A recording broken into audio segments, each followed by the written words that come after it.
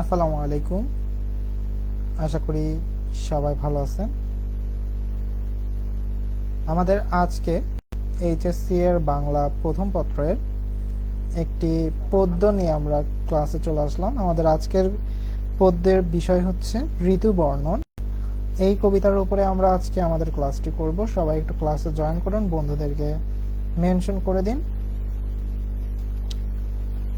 সবাই একটু বন্ধুদেরকে ক্লাসে মেনশন করে দিন, ক্লাসটাকে শেয়ার করে দিন এবং ক্লাসটাকে একটু ক্লাসে একটা করে রিঅ্যাক্ট দিয়ে বুঝিয়ে দিন আপনারা ক্লাসে যুক্ত অবস্থায় আছেন এবং আমাকে জানাবেন আমার কথা ঠিকঠাকভাবে শোনা যাচ্ছে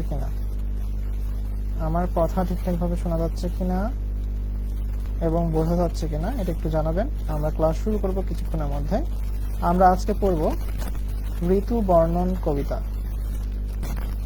এই কবিতার সাথে আমরা আজকে কিছু এমসিকিউ নিয়ে আসছি, অর্থাৎ কবিতার পাশাপাশি আমাদের এমসিকিউ প্র্যাকটিসটাও কিন্তু হয়ে যাবে। একই ক্লাসে কবিতার ব্যাখ্যাও আমরা শিখে যাব, প্লাস এমসিকিউটাও আমরা শিখতে পারবো। সবাই একটু দ্রুত ক্লাসে জয়েন করুন, আমরা কিছুক্ষণের মধ্যে আমাদের ক্লাসটা শুরু করব।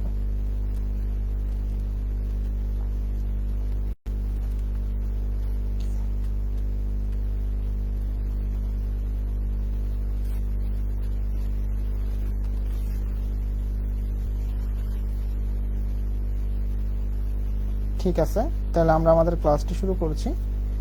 সবাই বলেন আমাদের ক্লাসের সব কথা ঠিকঠাকভাবে শোনা যাচ্ছে কিনা, একটু জানান যে আমাদের সব কথা ঠিকঠাকভাবে শোনা যাচ্ছে কিনা। আপনারা এটা কনফার্ম করলে আমরা ক্লাসটা শুরু করে দিতে পারবো।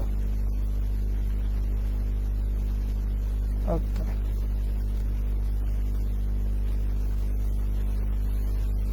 ঠিক আছে, তাহলে আমরা আজকে পড়বো হচ্ছে ঋতু বর্ণন কবিতা। হ্যাঁ, ওকে, আশা করছি সবাই কথা শুনতে পাচ্ছেন। আচ্ছা, যারা ক্লাসে জয়েন আছেন একটু বন্ধুদেরকে মেনশন করে দিবেন, ঠিক আছে। এই কবিতাটি লিখেছেন হচ্ছে আলাওল। হ্যাঁ, আলাওল। ওকে, আসেন আমরা ফার্স্টে কবি পরিচিতি দিয়ে আমাদের কবিতাটি শুরু করছি। আমাদের ফার্স্টে কবি পরিচিতি রয়েছে, একটু খেয়াল করেন। কবি পরিচিতিতে আমাদের কিন্তু এটা খুবই গুরুত্বপূর্ণ একটা কবি পরিচিতি। দেখেন, আলাওল বাংলা সাহিত্যের মধ্যযুগের অন্যতম শ্রেষ্ঠ কবি। আনুমানিক 1607 খ্রিস্টাব্দে ফতেহাবাদ পরগনার বর্তমান ফরিদপুর জেলা, যেটার আগের নাম ছিল হচ্ছে ফতেহাবাদ পরগনা, ঠিক আছে। ফরিদপুর জেলার তিনি জালালপুরে জন্মগ্রহণ করেন। তাহলে এই আলাওল কত খ্রিস্টাব্দে জন্মগ্রহণ করেন, এটা কিন্তু আমাদের একটা প্রশ্ন হিসেবে আসতে পারে এমসিকিউতে। উত্তর কি হবে? 1607 খ্রিস্টাব্দে। এই আলাওল কোন জেলায় জন্মগ্রহণ করেন, এটাও কিন্তু আমাদের প্রশ্নে আসতে পারে। তাহলে কোন জেলা এই আলাওল জন্মগ্রহণ করেন? হচ্ছে ফরিদপুর জেলায়, ঠিক আছে। আচ্ছা, শব্দ হচ্ছে, ওয়েট, আমি একটু দেখে চেক করি। হ্যাঁ, বুঝতে পারছি, বুঝতে পারছি।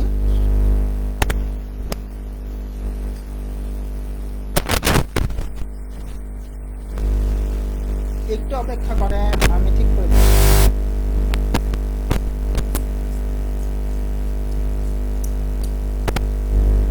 ওকে, এখন আশা করি আর শব্দ হওয়ার কথা না।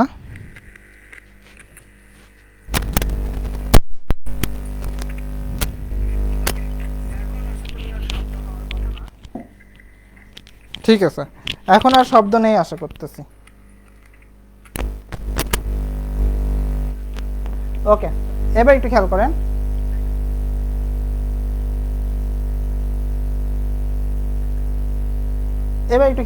দেখেন, আমাদের বলছে যে সংস্কৃত, আরবি, ফার্সি, হিন্দি সহ বিভিন্ন ভাষায় ব্যুৎপন্ন আলাওল অসামান্য পাণ্ডিত্যের অধিকারী ছিলেন। তাহলে আলাওল কোন কোন ভাষায় ব্যুৎপন্ন পাণ্ডিত্যের অধিকারী ছিলেন যদি প্রশ্ন আসে, তাহলে আমাদের অ্যান্সার কি হবে? সংস্কৃত, আরবি, ফার্সি আর হিন্দি। হ্যাঁ, এই চারটা কিন্তু আমাদের অপশনে থাকতে পারে, এইগুলো কিন্তু আমাদের অপশনে থাকতে পারে। সো এইগুলো দিয়ে কিন্তু এমসিকিউ হওয়ার সম্ভাবনা আছে। যেহেতু এইটা দিয়ে আগে কখনোই বোর্ড প্রশ্ন আসেনি, তো এইবার কিন্তু আসলেও আসতে পারে, ঠিক আছে। এইবার কিন্তু বোর্ড পরীক্ষায় এটা আসলেও আসতে পারে। সো এটা আমাদের জন্য গুরুত্বপূর্ণ, ঠিক আছে। আচ্ছা, এরপরে দেখেন বলছে তার কাব্যে সঙ্গীত শাস্ত্র ও যুদ্ধবিদ্যা সহ বিভিন্ন বিষয়ে পাণ্ডিত্যের পরিচয় পাওয়া যায়। তাহলে তার কাব্যে কোন কোন বিষয়ে পাণ্ডিত্যের পরিচয় পাওয়া যায়? সঙ্গীত শাস্ত্র ও যুদ্ধবিদ্যা। কোন বিষয়? সঙ্গীত শাস্ত্র আর যুদ্ধবিদ্যা। ঠিক আছে, তাহলে এই পেজের উপরে কিন্তু আমাদের কয়েকটা এমসিকিউ আসতে পারে, যেগুলো আমি এখন একটু বলে দিচ্ছি।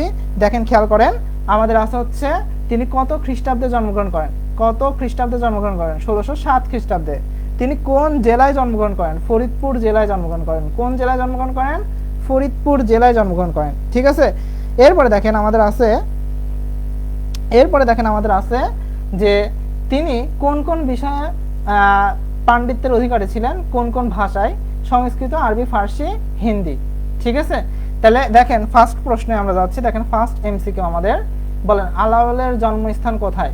ক নম্বরে আছে ঢাকা, খ নম্বরে আছে চট্টগ্রাম, গ নম্বরে আছে ফরিদপুরে, ঘ নম্বরে আছে আরাকান। এটার অ্যান্সার করে ফেলুন যে আমাদের এটার অ্যান্সার কি হবে। আমাদের 1 নম্বর এমসিকিউর অ্যান্সার করেন, আলাওলের জন্মস্থান কোথায়? আলাওলের জন্মস্থান কোথায়? আমি ততক্ষণে একটু ক্লাসটাকে শেয়ার করে দিয়ে আসি। আপনারা তো শেয়ার করবেন না? আমি ক্লাসটাকে একটু শেয়ার করে দেই। ঠিক আছে, বলেন আলাওলের জন্মস্থান কোথায়?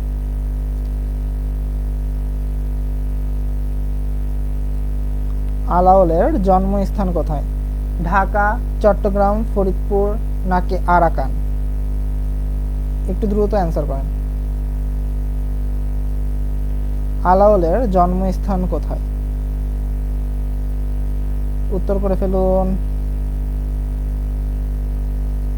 ওকে,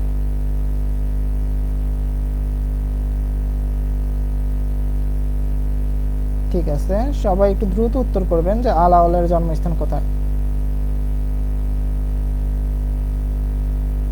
কেবলই পড়িয়েছি আমরা যে আলাওলের জন্মস্থান কোথায়, কেবলই পড়িয়েছি, একটু আগেই পড়িয়েছি। ঠিক আছে, এই মাত্র পড়ানো হয়েছে।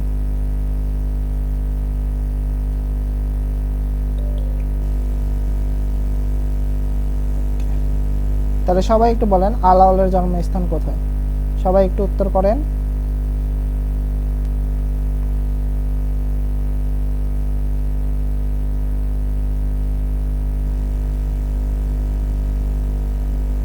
ওকে, আলাওলের জন্মস্থান কোথায় বলেন? ঢাকা, চট্টগ্রাম, ফরিদপুর নাকি আরাকান? ঢাকা, চট্টগ্রাম, ফরিদপুর নাকি আরাকান? এক কেবলই পড়াইছি, হ্যাঁ, যে আলাওলের জন্মস্থান কোথায়। এই যে আলাওলের জন্মস্থান ছিল হচ্ছে ফাতেহাবাদ পরগনা, যেটার বর্তমান হচ্ছে কোন জেলা? ফরিদপুর জেলা। তাহলে এটার অ্যান্সার কি হবে বলেন? এইটার অ্যান্সার কি হবে? কোন জেলা?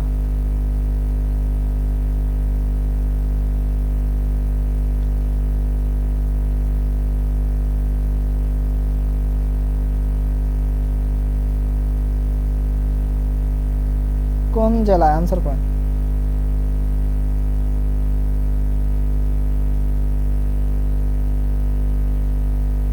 ওকে, তাহলে আলাওলের জন্মস্থান কোথায়? আলাওলের জন্মস্থান হচ্ছে ফরিদপুর জেলা। ঠিক আছে, কোন জেলা? ফরিদপুর জেলা। ঠিক আছে, ওকে, তাহলে এটার অ্যান্সার হবে হচ্ছে আমাদের গ নম্বর, ফরিদপুর জেলা। 2 নম্বর প্রশ্নের অ্যান্সার করেন, আলাওলের জন্ম কত সাল? দেখেন আমি কেবলই পড়ে আসছি এগুলা, যে কত সালে জন্মগ্রহণ করে, কোন জেলায় জন্মগ্রহণ করে, কোন কোন ভাষার উপরে তার তিনি পাণ্ডিত্যের অধিকারী ছিলেন। ঠিক আছে, কেবলই পড়িয়েছি। দেখেন এখন আমাদের পরবর্তী প্রশ্নে যেটা বলছে যে আলাওলের জন্মসাল কত, এটার অ্যান্সার করেন। আলাওলের জন্মসাল কত? জন্মসালটা কত বলেন? আলাওলের জন্মসাল কত? উত্তর করে ফেলুন, আলাওলের জন্মসাল কত?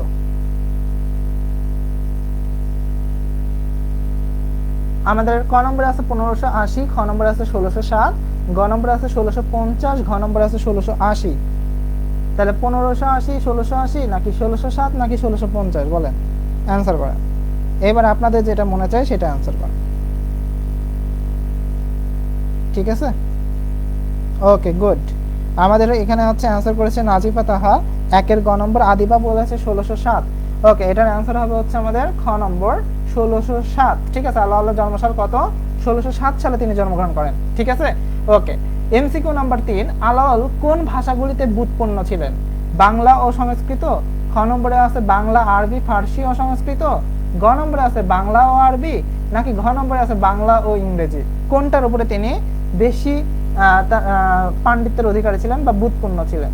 কোন ভাষাগুলির উপরে তিনি বুৎপন্ন ছিলেন বলেন? ওকে, বনলতা বলেছিল যে আমাদের হচ্ছে 1607। গুড। পরেরটার অ্যান্সার করেন, পরেরটা। আচ্ছা, এখনো সাউন্ড হচ্ছে? সাউন্ড হওয়ার কারণ তো বুঝতেছি না। আমি দেখি খুলে একটু যাতে সাউন্ড না হয়। ওকে, ঠিক আছে। তাহলে এটার অ্যান্সার কি হবে? এইটার অ্যান্সার 3 নম্বরের অ্যান্সার করে ফেলুন যে এইটার অ্যান্সার কি হবে। ওকে, গুড গুড। আমাদের এটার খ নম্বর বলেছে 3-এর খ। ওকে, বনলতা বলেছে 3-এর খ। তাহলে এটার অ্যান্সার কি হবে? খ নম্বর, বাংলা, আরবি, ফার্সি ও সংস্কৃতি। তাহলে আলাওল কোন ভাষাগুলিতে ব্যুৎপন্ন ছিল? বাংলা, আরবি, ফার্সি ও সংস্কৃত। ঠিক আছে, ওকে। তো আমাদের এইচএসসি 26 এবং 27 ব্যাচের কিছু কোর্স রয়েছে। আমাদের Bangla course fee 500, English course fee হচ্ছে 500, আইসিটি কোর্স ফি 500, আর Bangla second paper course fee আমাদের রাখা হয়েছে 250 টাকা। কেউ যদি বাংলা, ইংলিশ, আইসিটি 3টা কোর্স একসাথে নেয়, এখন সে কোর্স ফি পেয়ে যাবে হচ্ছে মাত্র 1200 টাকায়। ঠিক আছে, তো যারা কোর্স নিতে চায় তারা আমাদের এই নিচে বিকাশ, নগদ, রকেট নাম্বার দেওয়া আছে, ক্যাশ ইন বা সেন্ড মানি করে আমাদের কোর্সে ভর্তি হয়ে নিতে পারবে। ওকে, এবার আসেন আমরা পরবর্তী স্লাইডে চলে যাচ্ছি। একটু খেয়াল করেন, আমাদের দেখেন পরবর্তীতে বলতেছে তরুণ বয়সে জলপথে চট্টগ্রাম যাওয়ার সময়ে আলাওল ও তার পিতা পর্তুগিজ জলদস্যুদের কবলে পড়েন। অর্থাৎ এই যে তরুণ বয়সে, অর্থাৎ আলাওল যখন তরুণ ছিল তখন তারা কোথায় যাচ্ছিল? জলপথে চট্টগ্রাম যাওয়ার সময়, অর্থাৎ নদীতে করে চট্টগ্রামে যাচ্ছিল।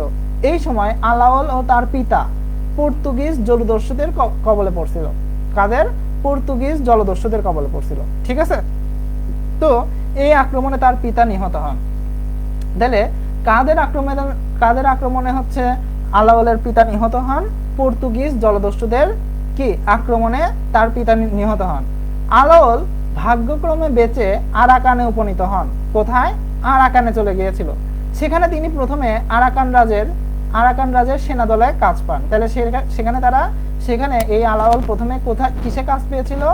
আরাকান রাজের সেনা দলে কাজ পেয়েছিল। তাহলে প্রথমে যে কাজটা পেয়েছিল সেটা হচ্ছে কি? আরাকান রাজের সেনা দলে কাজ পেয়েছিল। ক্রমে রাজ দরবারের প্রধান অমাত্য ও কবে করেছি মাগন ঠাকুরের দৃষ্টি আকর্ষণ করেন এবং রাজসভাসদভুক্ত হন। অর্থাৎ পরবর্তীতে দেখা গেছে তিনি সেনা দল থেকে আস্তে আস্তে রাজসভাসদভুক্ত হয়ে যান। ঠিক আছে, তো ইনি হচ্ছে এই মাগন ঠাকুর ছিলেন হচ্ছে একজন কবি। কি ছিলেন? মাগন ঠাকুর ছিলেন হচ্ছে একজন কবি। তো এই মাগন ঠাকুর কবি আলাওলের বিদ্যা বুদ্ধি ও কাব্য প্রতিভার পরিচয় পেয়ে তাকে কাব্য রচনায় উৎসাহিত করেন। অর্থাৎ এই মাগন ঠাকুরের উৎসাহ পেয়ে তিনি কি করেছেন? তিনি হচ্ছে কাব্য রচনা করেছেন। ঠিক আছে, তিনি কি করেছেন? কাব্য রচনা করেছেন। ওকে, এখনো বলতেছে ভয়েস ক্লিয়ার না। আচ্ছা ওয়েট, আমি একটু চেষ্টা করতেছি ভয়েস ক্লিয়ার দেওয়ার জন্য।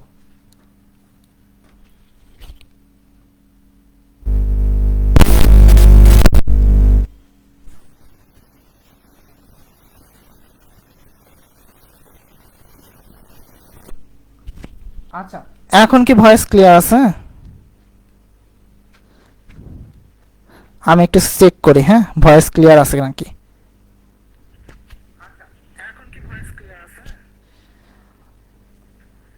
ওকে, এখন ভয়েস ক্লিয়ার আছে।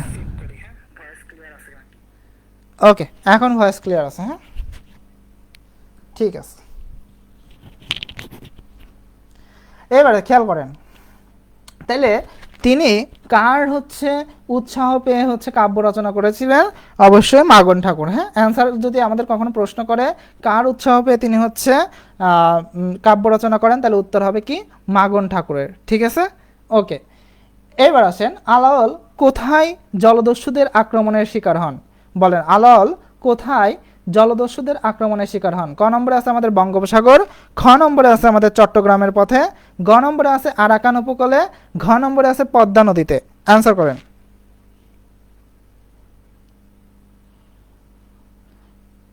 ওকে, এটা একটু দ্রুত অ্যান্সার করেন। ওকে, এটা একটু অ্যান্সার করেন। আলাওল কোথায় জলদস্যুদের আক্রমণের শিকার হন?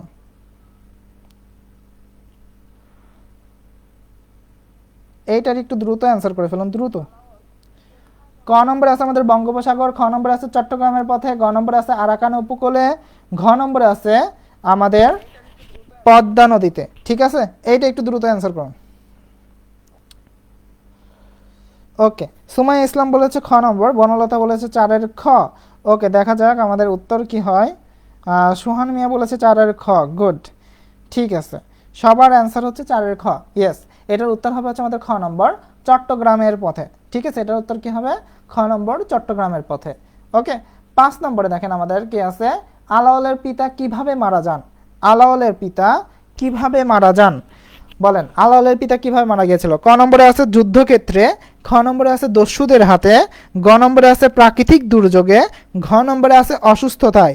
তাহলে কিভাবে আলাওলের পিতা মারা গিয়েছিলেন, এটার একটু অ্যান্সার করে ফেলুন। ক নম্বরে আছে যুদ্ধক্ষেত্র, খ নম্বরে আছে আমাদের দস্যুদের হাতে, গ নম্বরে প্রাকৃতিক দুর্যোগে, ঘ নম্বরে অসুস্থতায়। একটা গোপন ট্রিক্স বলে দেই, হ্যাঁ, আজকের ক্লাসের বেশিরভাগ উত্তর হবে হচ্ছে খ নম্বর। ঠিক আছে, গোপন ট্রিক্স। ঠিক আছে, কেমনে কেমনে যেন আমি পরে মিলাই দেখেছি, সবগুলাই প্রায় খ নম্বর হয়ে গেছে। ঠিক আছে, সব কিন্তু আবার হবে না, হ্যাঁ, কিছু কিছু মানে কিছু কিছু চেঞ্জ আছে, কিন্তু মানে বেশিরভাগই হয়ে গেছে হচ্ছে খ নম্বর। আবার সব খ নম্বর অ্যান্সার করেন না। আচ্ছা, সুহান মিয়া বলেছে 5-এর খ, সুমাইয়া ইসলাম বলেছে 5-এর খ, শারমিন সুলতানা সুমি বলেছে হচ্ছে, আচ্ছা শারমিন সুলতানা বলেছে হচ্ছে খ নম্বর। ওকে, মানে বি নম্বর বলেছিল। ঠিক আছে, বনলতা বলেছে 5-এর খ। ঠিক আছে, তাহলে এটার উত্তর হবে হচ্ছে খ নম্বর, দস্যুদের হাতে। গুড। এরপরে বলেন আলাওল প্রথম কোথায় কাজ পান? আলাওল প্রথম কোথায় কাজ পান? দেখেন প্রায় লাইন থেকে কিন্তু আমি প্রশ্ন করেছি, যাতে আপনাদের এই জিনিসগুলো মাথার মধ্যে একদম সেট হয়ে যায়। ঠিক আছে, দেখেন 6 নম্বরের অ্যান্সার করেন, আলাওল প্রথম কোথায় কাজ পান? ক নম্বরে বলেছে আরাকান রাজার রাজসভার সেনা দলে, খ নম্বরে বলেছে নিজ জন্মভূমিতে, গ নম্বরে বলেছে পর্তুগিজদের দলে, ঘ নম্বরে বলেছে মাগুন ঠাকুরের ব্যক্তিগত সহকারী হিসেবে। এইটার অ্যান্সার কি হবে বলেন? প্রথমে কোথায় কাজ পেয়েছিলেন বলেন, প্রথমে কোথায় কাজ পেয়েছিলেন? গুড, সুমাইয়া ইসলাম প্রথমে অ্যান্সার করেছে 6-এর ক, শারমিন সুলতানা সুমি অ্যান্সার করেছে 6-এর ক, মানে এ নম্বর। ঠিক আছে, ওকে, ঠিক আছে, গুড হচ্ছে। সুহান মিয়া বলেছে ক নম্বর। গুড। আচ্ছা, যারা অ্যান্সার করতেছে খুব ভালো অ্যান্সার করতেছে, এরা ব্রিলিয়ান্ট স্টুডেন্ট এবং একবার দেখাতেই তারা অ্যান্সার করতে পারতেছে। আমি আশা করি পরীক্ষার হলেও তারা এভাবে অ্যান্সার করে আসতে পারবে। ঠিক আছে, মূলত চেষ্টা থাকতে হবে, হ্যাঁ, চেষ্টাতে করলে পরেই পারা যায়। ঠিক আছে, তাহলে এটার অ্যান্সার কি হবে? ক নম্বর, আরাকান রাজসভার সেনা দলে। এবার আসেন আমাদের পরবর্তী প্রশ্ন, আলাওলের পদ্মাবতী রচনা কার পৃষ্ঠপোষকতায় সম্পন্ন হয়? আমি কেবলই বললাম যে কাব্য তৈরির পেছনে, আলাওল যে কাব্য রচনা করেছেন তার পেছনে একজন উৎসাহদাতা ছিল। বলেন সেই উৎসাহদাতাটা কে ছিল? সেই উৎসাহদাতা কে ছিল বলেন তো? সেই উৎসাহদাতা কে ছিল? কেবলই পড়ে এসেছি যে আলাওল যে কাব্য রচনা করেছেন তার পেছনে একজন উৎসাহদাতা ছিল। কে এই উৎসাহদাতা ছিল? আবরার লাবিব চৌধুরী, এই প্রথম হয়তো তাকে দেখছি। ওয়েলকাম আমাদের পেজে। তিনি অ্যান্সার করেছিল 6-এর ক। 7 নম্বরে এবার সবাই একটু অ্যান্সার করেন। সুহান মিয়া বলেছে 7-এর খ। গুড, খুব ভালো স্টুডেন্ট, হ্যাঁ, আমাদের প্রায় ক্লাসে সে অ্যান্সার করে থাকে, ব্রিলিয়ান্ট স্টুডেন্ট। ওকে, শারমিন সুলতানা সুমি 7-এর বি আমাদের কোর্সে যুক্ত আছে। সুমাইয়া ইসলাম 7-এর খ। গুড গুড, ঠিক আছে। ওকে, তার মানে আমি বুঝতে পারতেছি সবাই যারা যারা মনোযোগ দিয়ে ওই স্লাইডটা দেখেছে তারা অ্যান্সার করতে পারতেছে। এটার অ্যান্সার হবে হচ্ছে খ নম্বর, মাগুন ঠাকুর। ঠিক আছে, এটার অ্যান্সার কি হবে? মাগুন ঠাকুর। ওকে, তাহলে 7-এর খ নম্বর অ্যান্সার হবে। হ্যাঁ, এবার আসেন পরবর্তী স্লাইডে। দেখেন আমাদের বলছে আলাওল রচিত কাব্যের মধ্যে পদ্মাবতী, সয়ফুল মুলক, বদিউজ্জামাল, তারপরে হপ্তপয়কর, সিকান্দার নামা, তোহফা ও রাক্তাল নামা বিশেষভাবে উল্লেখযোগ্য। মনে রাখবেন আপনাদের যে নতুন এডিশনের যে বইটি এসেছে আমার হাতে আছে এখন নতুন এডিশনে, এইচএসের 27 ব্যাচ যে যারা, তাদের এডিশনের বইতে আমি একটু খেয়াল করলাম এই তোহফার আগে লেখা নেই যে এই তোহফাটা আসলে কি। এই তোহফাটা হচ্ছে আসলে একটা নীতি কবিতা। মনে রাখবেন এই তোহফা কি? এই তোহফা হচ্ছে একটা নীতি কবিতা, ঠিক আছে? তাহলে তোহফা হচ্ছে একটা নীতি কবিতা, এটা একটু মাথায় রাখবেন। আর রাগতালনামা হচ্ছে সঙ্গীত বিষয়ক একটা কাব্য, ঠিক আছে? রাগতালনামা সঙ্গীত বিষয়ক, হ্যাঁ। তাহলে তোহফা হচ্ছে একটা নীতি কবিতা, আর রাগতালনামা হচ্ছে একটা সঙ্গীত বিষয়ক কাব্য, ঠিক আছে? এইটা নতুন এডিশনের যে বই, সেই বইতে আমি দেখতে পাইনি বা এইটা উল্লেখ করা নাই, কিন্তু পুরাতন এডিশনে মানে এইচএসসি 26 ব্যাচের বইতে হয়তো ছিল। ওকে, এরপরে দেখেন তার শ্রেষ্ঠ কাব্য পদ্মাবতী হিন্দি কবি মালিক মোহাম্মদ জায়সির পদুমাবোধ অবলম্বনে রচিত। অর্থাৎ এই যে পদ্মাবতীর কথা বলা হচ্ছে, আলাওল তার যে শ্রেষ্ঠ কাব্য যেটা আলাওলের পদ্মাবতী, এইটা মূলত হিন্দি কবি মালিক মোহাম্মদ জাইসি, হ্যাঁ, হিন্দি কবির নাম কি? মালিক মোহাম্মদ জাইসি। তার যে পদুমাবোধ নামে একটা গ্রন্থ ছিল বা কাব্য ছিল, সেইটার অবলম্বনে তিনি এই পদ্মাবতী কাব্যটা রচনা করেছেন, ঠিক আছে? সেটার থেকে কিছু অংশ নিয়ে তিনি পদ্মাবতী কাব্যটা কি করেছেন? রচনা করেছেন, ঠিক আছে? আলাওলের কাব্যগুলো অনুবাদ শ্রেণীর হলেও কবিত্বের ঐশ্বর্যে এগুলো মৌলিক সৃষ্টির পর্যায়ে উত্তীর্ণ হয়েছে। তার রচনায় নাগরিক চেতনা ও দরবারি রুচির ছাপ অত্যন্ত স্পষ্ট। আলাওল 1680 খ্রিস্টাব্দে মৃত্যুবরণ করেন। তাহলে আমাদের প্রশ্নে আসতে পারে আলাওল কত খ্রিস্টাব্দে মারা যান? কত খ্রিস্টাব্দে? আলাওল 1680 খ্রিস্টাব্দে মারা যান, ঠিক আছে? ওকে, তাহলে তার শ্রেষ্ঠ কাব্য কি? তার শ্রেষ্ঠ কাব্য হচ্ছে পদ্মাবতী। এবং এই পদ্মাবতী যে কাব্যে পদ্মাবতী ছিল হচ্ছে খুবই সুন্দর, হ্যাঁ, সুশ্রী একজন নারী, ঠিক আছে? তো যাকে দেখলে সবাই পাগল হয়ে যায় এমন টাইপের একজন নারী, ঠিক আছে? তো এই বিষয়ে আমরা না যাই, আমরা আছি ঋতু বর্ণনে। অর্থাৎ ঋতু বর্ণন কথাটার অর্থ হচ্ছে ঋতু নিয়ে বর্ণনা, ঠিক আছে? আমাদের এই কবিতায় আমরা দেখব যে ঋতু নিয়ে বর্ণনা করা হয়েছে। আমাদের বাংলাদেশে আমরা জানি 6টা ঋতু, অর্থাৎ বাংলাদেশ ষড় ঋতুর দেশ, তাই না? 6টা ঋতু আছে, এই 6টা ঋতু নিয়ে আমাদের এই কবিতায় রচনা করা হয়েছে। তাহলে আমাদের এই এমসিকিউটার অ্যান্সার করেন, আলাওল কোন বছর মৃত্যুবরণ করেন? অর্থাৎ কোন সালে মৃত্যুবরণ করেন? আলাওল কোন সালে মৃত্যুবরণ করেন বা কত সালে মৃত্যুবরণ করেন? এটার একটু উত্তর করেন। ক নম্বরে আছে 1680, খ নম্বরে আছে 1675, গ নম্বরে আছে 1650, ঘ নম্বরে আছে 1690। উত্তর করে ফেলুন। এইটার উত্তর কি হবে? একটু দ্রুত উত্তর করুন।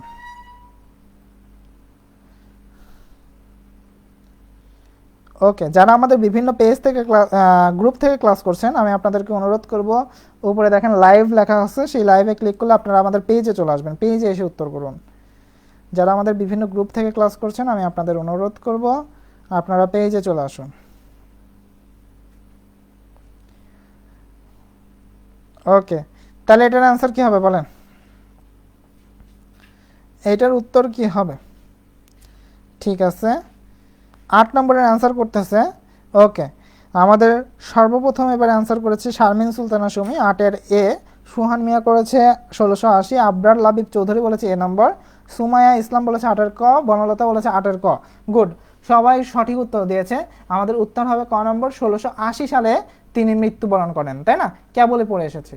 এইবার আমাদের দেখেন এখানে কবিতা আছে প্রথমে, এরপর আমাদের ব্যাখ্যা দেওয়া আছে এবং নিচে দেখেন অর্থ দেওয়া আছে, হ্যাঁ, কোনটা কোন অর্থে ব্যবহার করা হয়েছে সেটা কিন্তু আমাদের এখানে দেওয়া আছে।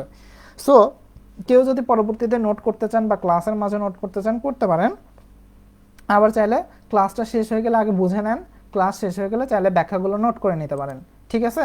আচ্ছা, দেখেন আমাদের বলছে প্রথমে বসন্ত ঋতু নবীন পল্লব, অর্থাৎ প্রথমে যে ঋতু নিয়ে আলোচনা করা হয়েছে ঋতু বর্ণন।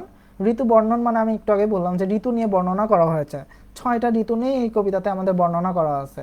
তো প্রথমে যে কবিতাটাকে, যেই ঋতুটাকে নিয়ে বর্ণনা করা আছে সেটা হচ্ছে আমাদের বসন্ত ঋতু। কোন ঋতু নিয়ে বর্ণনা করা আছে? সেটা হচ্ছে আমাদের বসন্ত ঋতু, হ্যাঁ।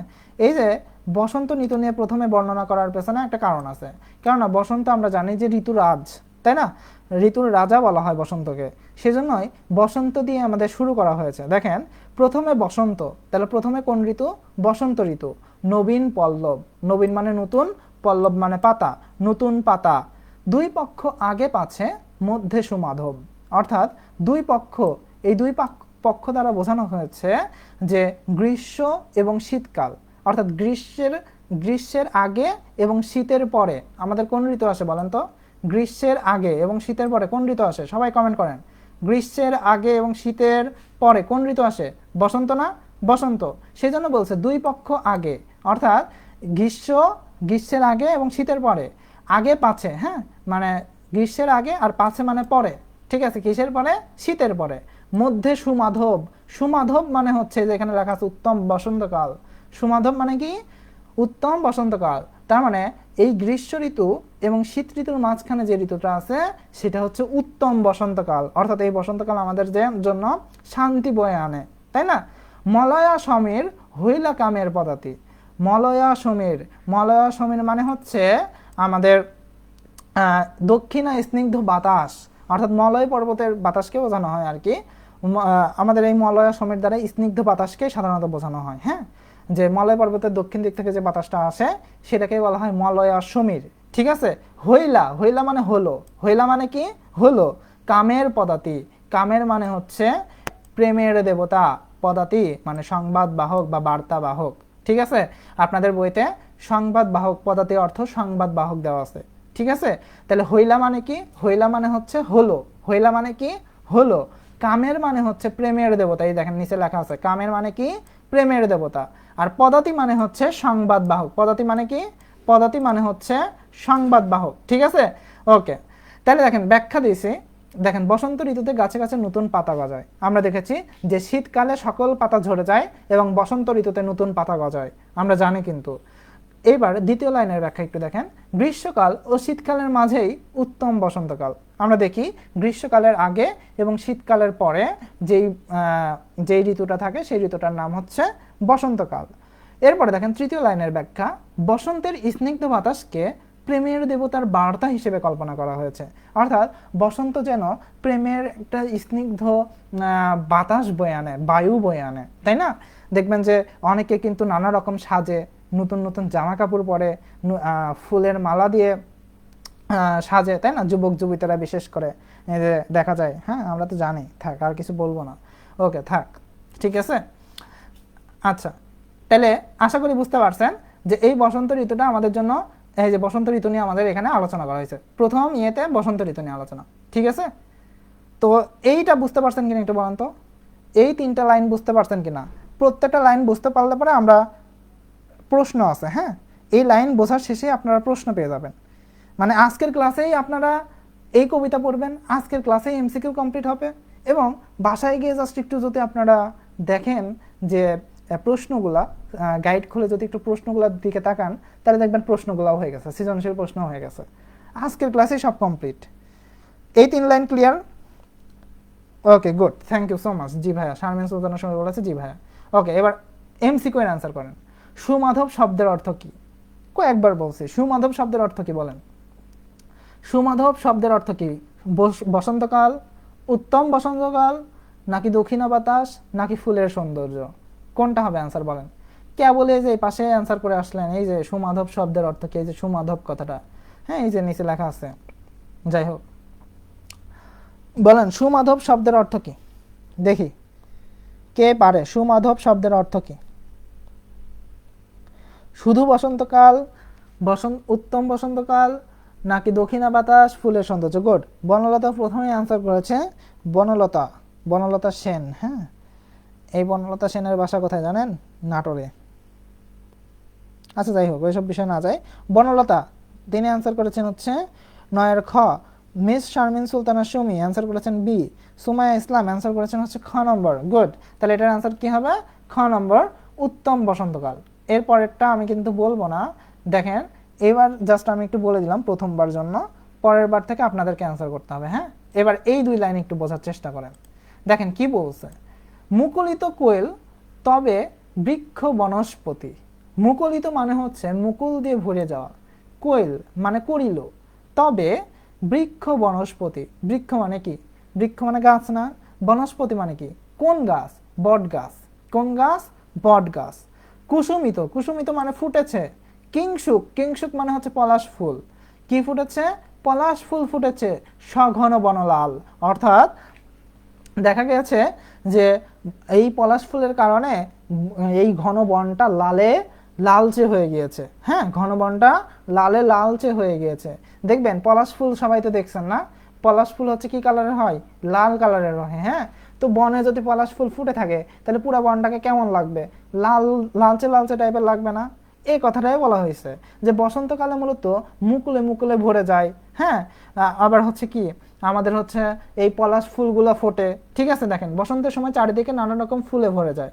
এই সময় এত পরিমাণ পলাশ ফুল ফোটে যে তাতে বন লালচে হয়ে যায়। দেখবেন পলাশ ফুল গাছের নিচে যদি আপনারা একটু তাকান যে পলাশ ফুল পড়ে পড়ে ওই মাটিটাও যেন লালচে হয়ে গেছে। ওই যে যেমন হচ্ছে আপনারা, আমি কিংবদন্তির কথা বলছি, যেমন হচ্ছে কৃষ্ণচূড়া গাছের কথা পড়েছেন না? কৃষ্ণচূড়া গাছ, যদি এই কবিতা পড়ে থাকেন তাইলে জানবেন, আমরা পড়াবো। এবং এই কবিতার মধ্যে কিন্তু কয়েকটা কবিতার সাথে একটু রিলেটেড আছে, যেমন এই যে লাল যে বিষয়টা, কৃষ্ণচূড়া গাছকে কিন্তু এখানে লাল, এই যে পড়ে থাকলে পরে লাল লাল হতে দেখা যায়। আমি কিংবদন্তির কথা বলছি ওই কবিতাতে। আবার দেখবেন বসন্তের কথাটা কিন্তু তাহারই পরে মনে কবিতায় কিন্তু উল্লেখ আছে, তাই না? বসন্তকে বরণ করে নিচ্ছে না কবি, কেন বরণ করে নিচ্ছে না, এই ধরনের জিনিসগুলো কিন্তু আমরা তাহারই পরে মনে কবিতায় পড়ে থাকি। তাহলে যে বিষয়টা আগে আর কি বোঝাতে চাচ্ছিলাম যে এই পলাশ ফুল, কিংশক মানে কি পলাশ ফুল, এই যে পলাশ ফুলগুলো ফুটে থাকে ফলে পুরো বনটাকে কি দেখা যায়? লালচে দেখা যায়। ঠিক আছে, এই যে এই সময় এত পরিমাণ পলাশ ফুল ফুটে যে তাতে বন কি হয়ে যায়? লালচে হয়ে যায়।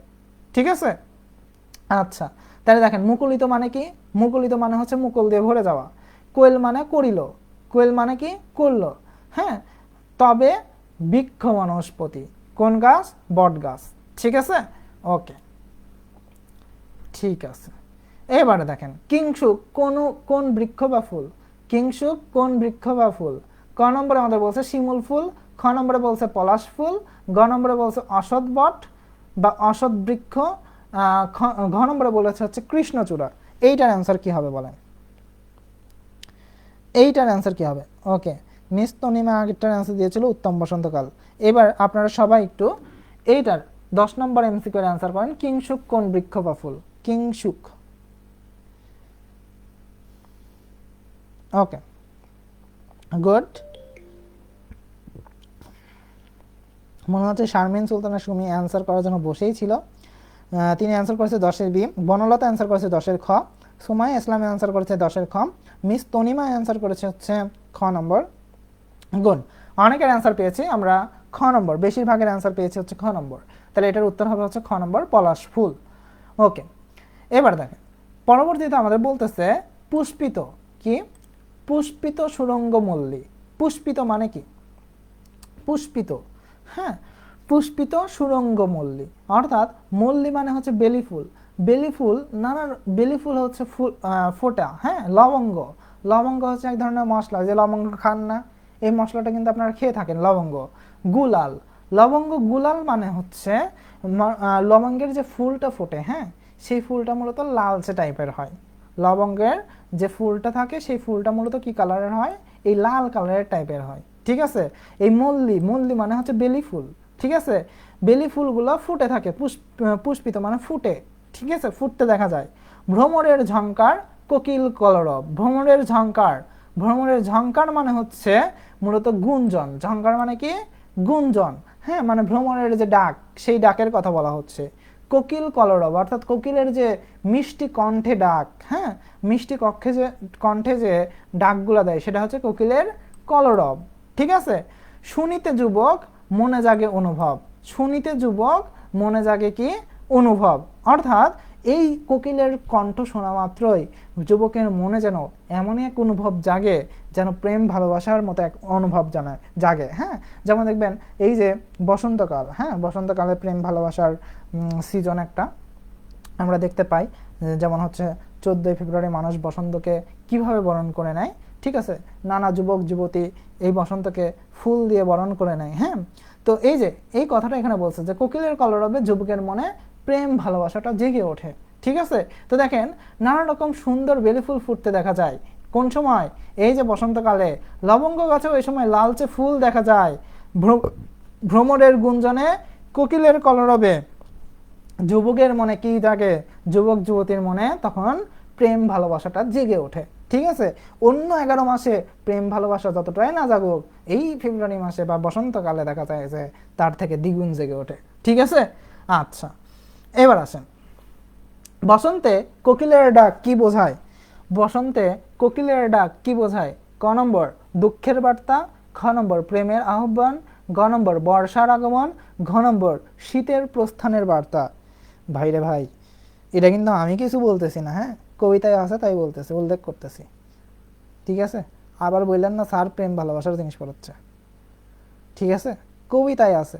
আপনাদের আপনাদের দেখা যায় যে বেশিরভাগই, হ্যাঁ, বেশিরভাগই হচ্ছে জিনিসপত্র আগে হচ্ছে ছিল একটু বাচ্চা বাচ্চা টাইপের গল্প টল্প, এখন দেখা গেছে যে প্রেম ভালোবাসার গল্প। আপনি অপরিচিতা পড়বেন, প্রেম ভালোবাসা রোমান্টিক গল্প। আপনি বিলাসী পড়বেন, রোমান্টিক গল্প। হ্যাঁ, আপনি হচ্ছে রোমান্টিক না, ওটা আসলে সেকা খাওয়া গল্প।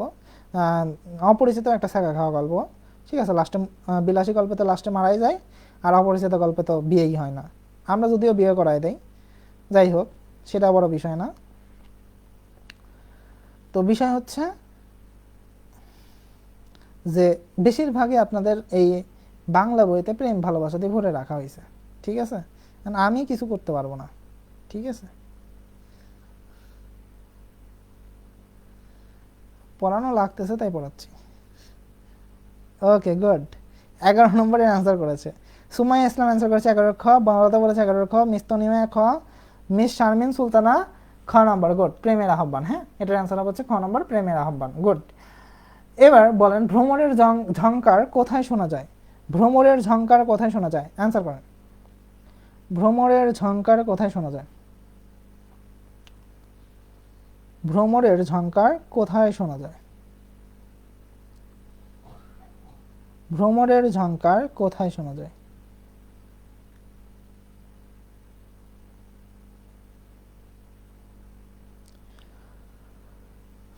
ভ্রমরের ঝংকার কোথায় শোনা যায়? উত্তর করেন।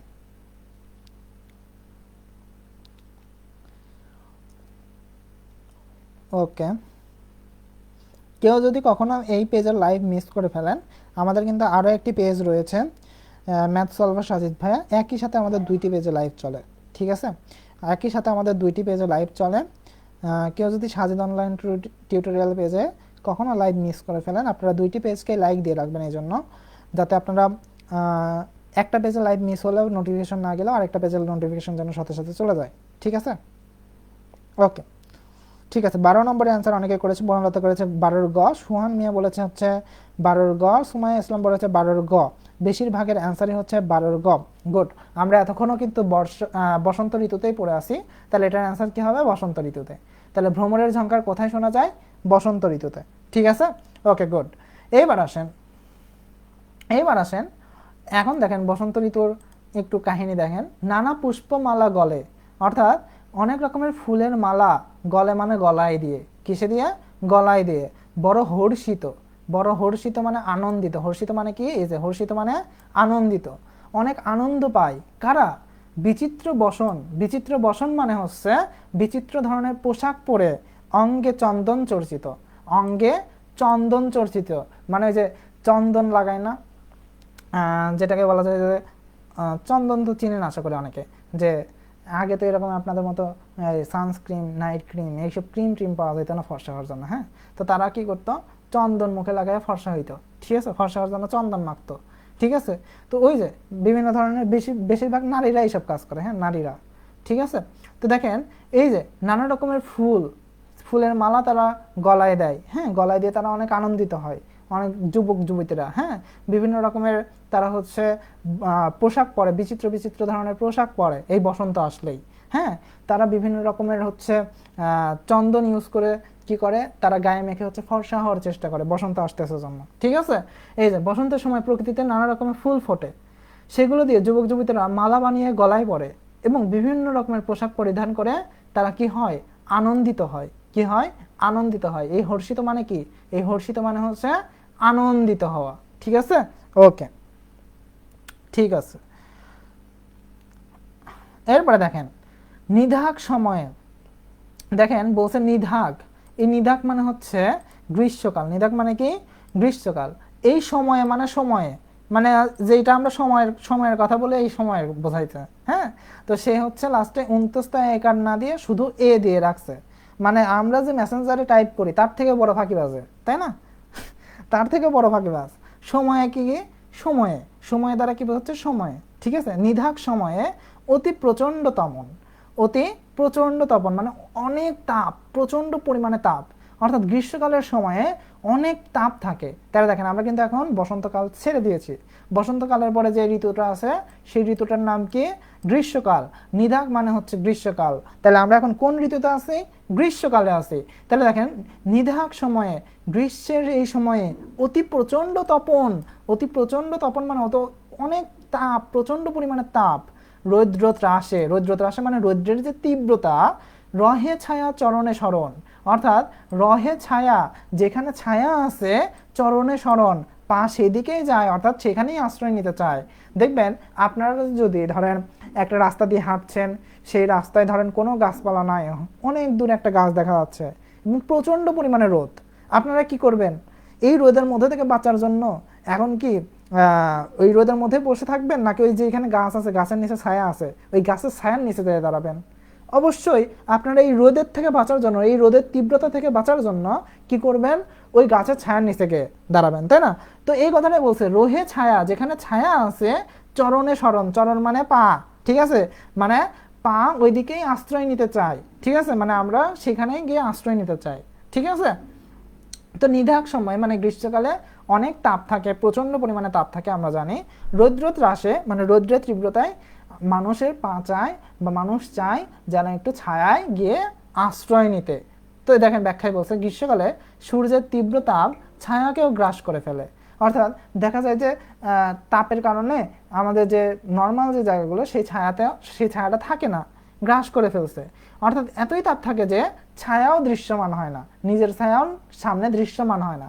দেখবেন অনেক সময় যে মাথার উপরে যদি সূর্য থাকে, অনেক পরিমাণে যদি তাপ দেয় সূর্য, ওই সময় নিজের ছায়াটাও সামনে দেখতে পারতেছেন না, ঠিক আছে।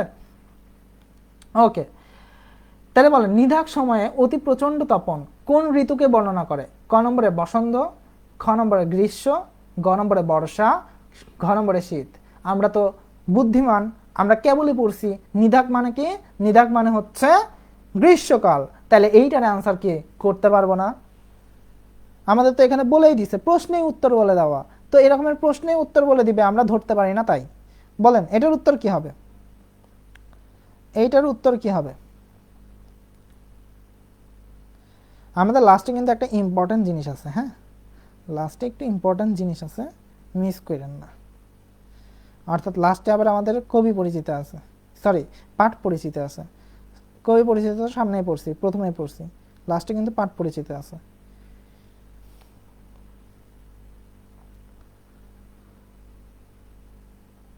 ওইটা আবার কেউ মিস করেন না।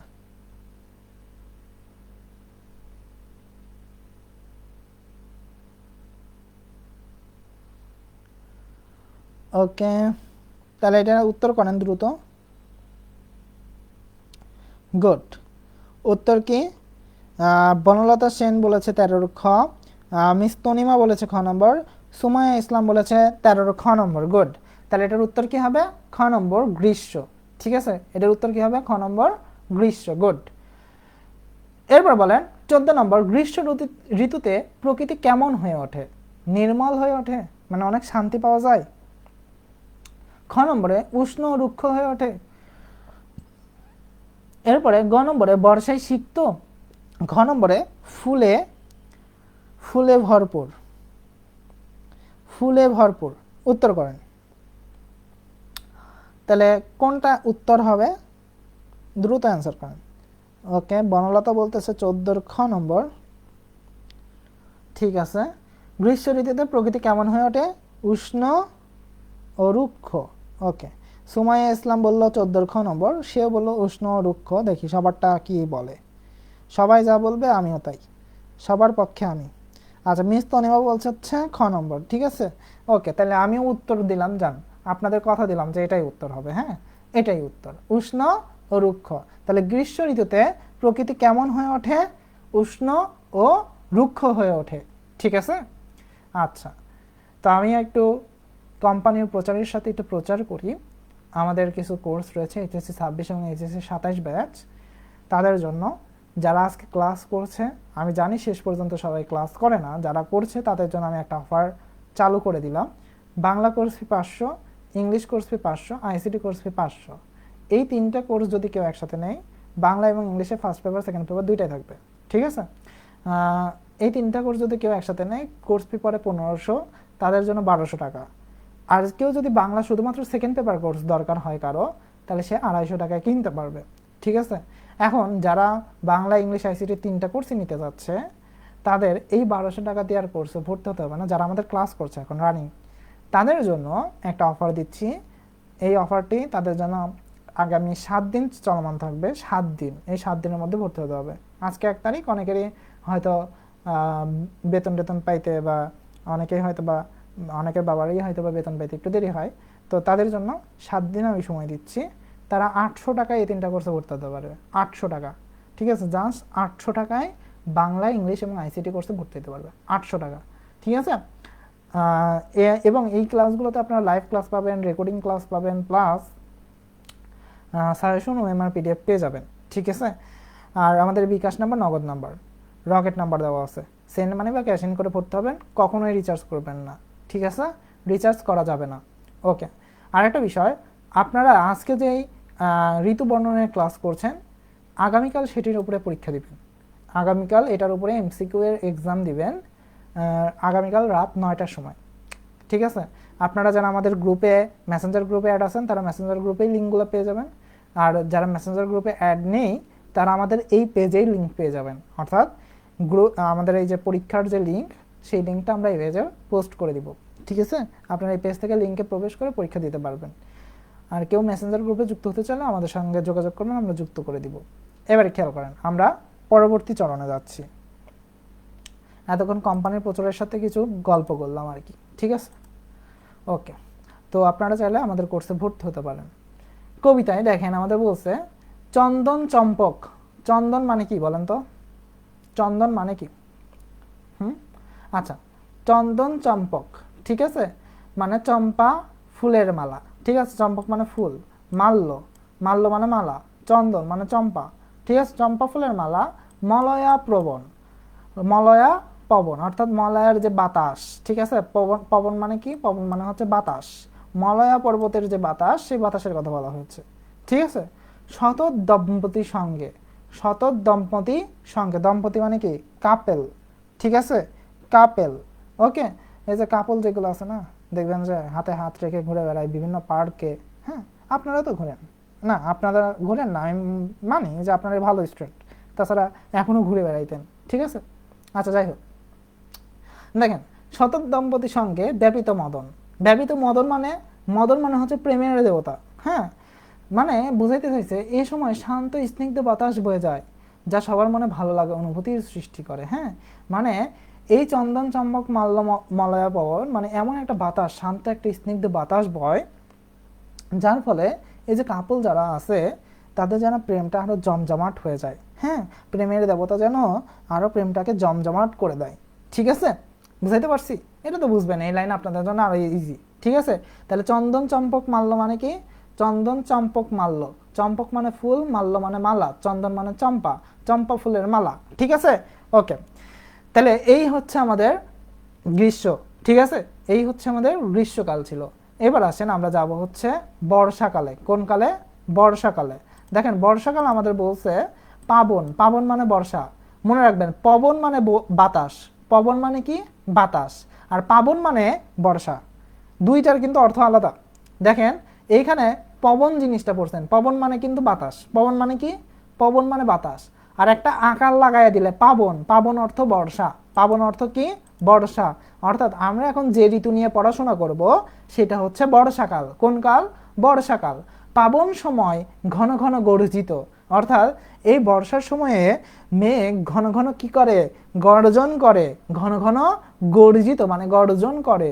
নির্ভয়ে বরিশে জল, অর্থাৎ নির্ভয়ে জল বর্ষণ ঘটে, হ্যাঁ? জলগুলা নেমে আসে, তাই না? চৌদিকে পূরিত, চৌদিকে মানে চারদিকে, পূরিত মানে ভরপুর, অর্থাৎ এই বর্ষার সময়ে বৃষ্টি হয়ে চারদিকে পানিতে ভরপুর হয়ে ওঠে। ঘোর শব্দে, ঘোর শব্দে মানে অনেক শব্দ শোনা যায়, কৈলাসে মানে চারদিকে এই যে বৃষ্টির সময় একটা শব্দ আসে না, কৈলাসে। কৈলাসে মানে কি? কৈলাস হচ্ছে হিমালয় পর্বতের একটা অংশ। মল্লার রাগ গাত্র, মল্লার রাগ মানে হচ্ছে এক ধরনের, মল্লার মানে হচ্ছে সঙ্গীতের একটা রাগ, বা যে রাগ মানে বুঝতেছেন সঙ্গীতের একটা সুর। হ্যাঁ, যারা সঙ্গীত শিখেন বা গান শেখেন তারা রাগ জিনিসটা বুঝবেন, ঠিক আছে? তো মল্লার রাগ মানে সঙ্গীতের একটা বিশেষ সুর, গাত্র মানে গায়, ঠিক আছে?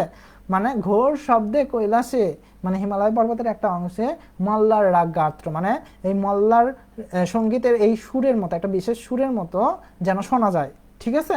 এই যে যখন জলগুলো পড়ে, ঠিক আছে, জলগুলো যখন পড়তেছে তখন এরকমের শোনা যায়। ওকে, মূলত এটা ধরেন আপনি কখনো ঝর্ণায় গিয়েছেন, ঝর্ণার আশেপাশে এরকমের কোনো জায়গায় গিয়েছেন, ঝর্ণা দেখেছেন, যারা ঝর্ণা দেখেছেন বা উপর থেকে পানি পড়া দেখেছেন তারা দেখবেন যে ওই উপর থেকে পানি পড়লে বা ঝর্ণার যে পানি পড়ে সেখানে একটা বিশাল শব্দ সৃষ্টি হয়, মানে পানি পড়ার শব্দ শোনা যায়। শুনেছেন না পানি পড়ার শব্দ? শুনেছেন তো। এই পানি পড়ার শব্দটাকে, এই যে ঘোর শব্দ, এই শব্দটাকে মূলত এই সঙ্গীতের সুর মল্লার রাগের সাথে কবি মিলিয়েছেন, যে মল্লার রাগের মতো শোনা যায়, এই সঙ্গীতের সুরের মতো শোনা যায়, ঠিক আছে? তো বর্ষার সময় আকাশে ঘন ঘন মেঘ ডাকে, এই সময় বৃষ্টির পানি নির্ভয়ে আপন গতিতে পতিত হয়ে চারিদিকে বৃষ্টির পানিতে টইটম্বর হয়ে যাওয়াকে বোঝানো হয়েছে। অর্থাৎ চারদিকে দেখা যায় যে এই বৃষ্টির পানিতে কি হয়, বর্ষাকালে বৃষ্টির পানিতে টইটম্বর হয়ে যায়, তাই না? চারদিকে খালি পানি আর পানি। কবি বর্ষার পানির ঝুমঝুম শব্দে মল্লার রাগ নামের একটি সঙ্গীতের রাগ শুনতে পাচ্ছেন, অর্থাৎ সঙ্গীতের একটা বিশেষ সুর শুনতে পাচ্ছেন, ঠিক আছে? ওকে, তাহলে এখানে আমি সবগুলোর অর্থই বলে দিয়েছি। পাবন মানে হচ্ছে বর্ষা, গর্জিত মানে গর্জন বা যে মেঘ ডাকে না সেই ডাকার কথা বলা হয়েছে। চৌদিকে মানে চারদিকে, পূরিত মানে হচ্ছে ভরপুর, পূরিত মানে কি? ভরপুর।